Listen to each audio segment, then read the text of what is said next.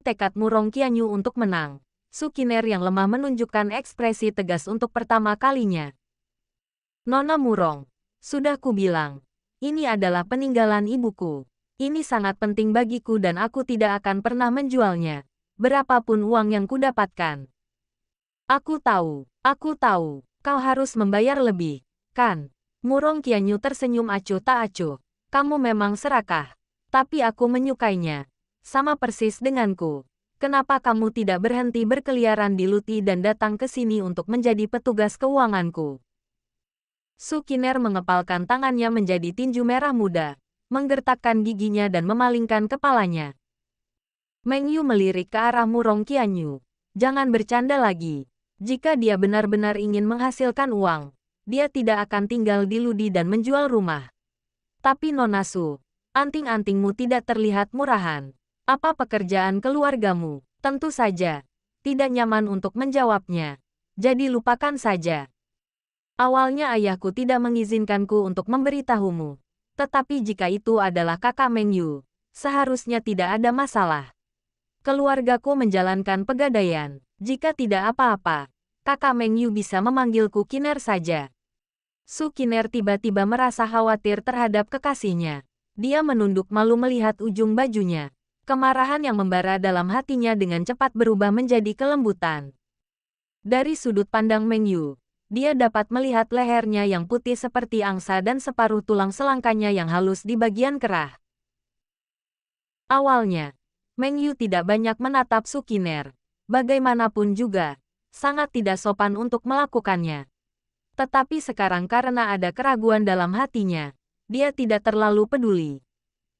Hasilnya, setelah melihat-lihat, ia menemukan banyak masalah. Warna kulit di leher Su Qin'er sangat berbeda dengan warna di wajahnya. Dan selain bintik-bintik di wajahnya, fitur wajahnya jelas sangat halus. Pindai sistem. Pindai informasi Su Qin'er dan Murong Qianyu. Saya ingin membandingkannya. Menggigit. Pemindaian selesai. Nama, Murong Qianyu. Penampilan, 95.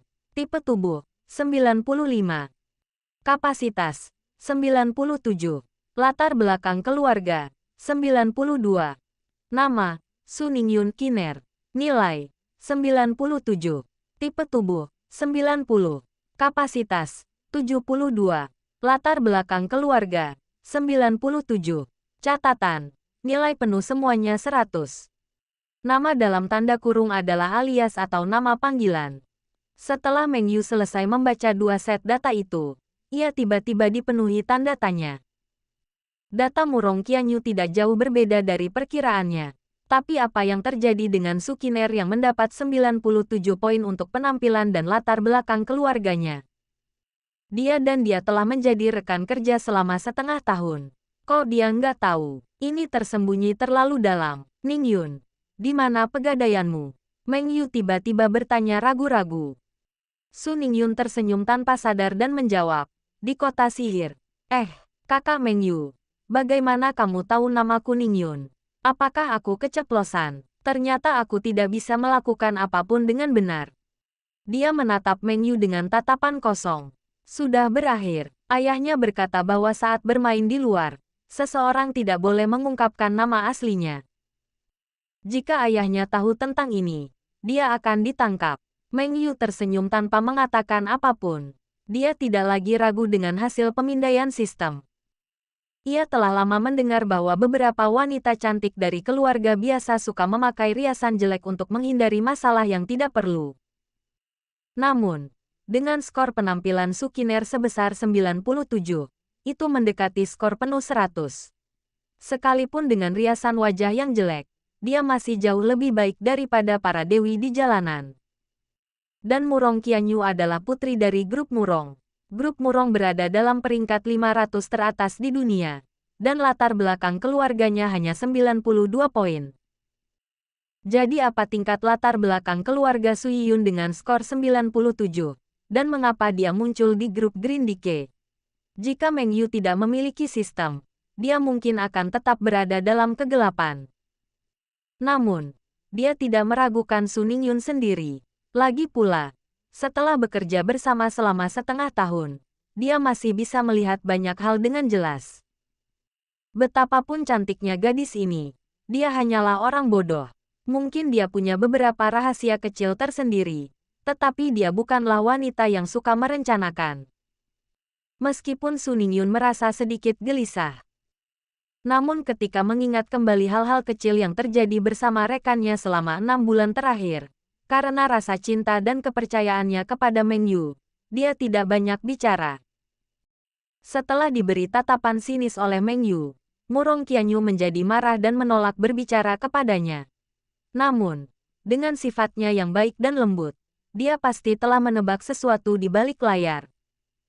Dengan suara ban bergesekan dengan tanah, Rolls-Royce Rose Phantom berhenti di depan sebuah toko kecil. Meng Yu memandang restoran 3 lantai di depannya. Dinding marmer kuno, pagar bambu, dan ubin kaca menutupi atap. Di luar rumah terparkir berbagai macam mobil mewah. Tampaknya sedikit cyberpunk. Mata Meng Yu sedikit terkejut, dan dia mendesah dalam hati. Orang kaya benar-benar tahu bagaimana bersenang-senang. Meskipun sekarang ia merupakan orang terkaya di dunia, ia baru menjadi kaya kurang dari setengah hari. Sudah cukup baik bila ia dapat menjaga mentalnya tetap stabil dan tidak sombong.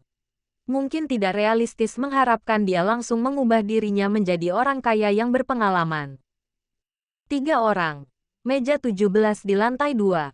Murong Qianyu berbicara dengan tenang kepada resepsionis. Resepsionis itu tersenyum dan berkata, "Baiklah. Silakan masuk, Tuan." Hanya dengan beberapa kata itu, dia tahu bahwa dia adalah pelanggan tetap, jadi dia tidak mengatakan apa-apa lagi. Meja nomor 17 lokasinya bagus. Meja kayu pir kecil di dekat jendela. Meng Yu dapat melihat bahwa toko ini menampilkan gaya retro dan elegan. Dari perabotan dan tata letaknya hingga pakaian pelayan, termasuk meja dan kursi antik yang sederhana dan mewah. Semuanya memberinya keindahan yang berbeda. Mereka bertiga memesan hotpot sabu-sabu dan beberapa lauk pauk, lalu menyantap hotpot tersebut sambil mengobrol dan tertawa. Beberapa menit kemudian, ada juga 2 tamu, seorang wanita dan seorang pria, di meja kecil di sebelah kami, nomor 18.